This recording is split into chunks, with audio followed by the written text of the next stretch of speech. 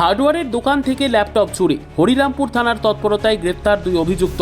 গত 12 জুন দুপুরবেলা হরিরামপুর থানার অন্তর্গত পুন্ডরি বাসস্ট্যান্ড এলাকায় এক হার্ডওয়্যারের দোকান থেকে চুরি হয় একটি ল্যাপটপ।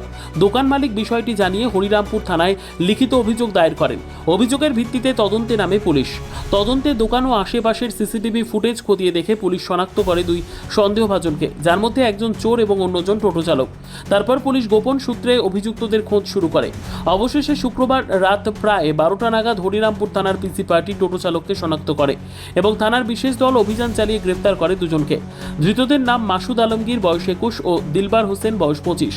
তাদের বাড়ি মালদা জেলার গাজল থানার বাছাহার এলাকায়। হরিরামপুর থানার পুলিশ তাদের বিরুদ্ধে নির্দিষ্ট ধারায় মামলা রুজু করে শনিবার গঙ্গারামপুর মহকুমা আদালতে তোলে। পুলিশ সূত্রে জানা গেছে, এই চুরির ঘটনার সঙ্গে আর কেউ যুক্ত আছে কিনা তা খতিয়ে দেখা হচ্ছে। তদন্ত চলছে জোর কদমে।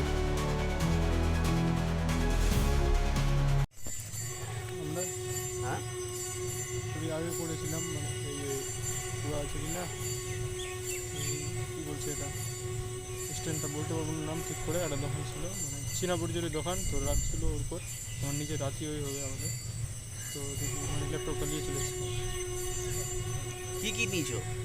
ল্যাপটপ নিয়েছিলাম ওই দোকান থেকে। ব্যুরো রিপোর্ট, উত্তর বাংলা সংবাদ।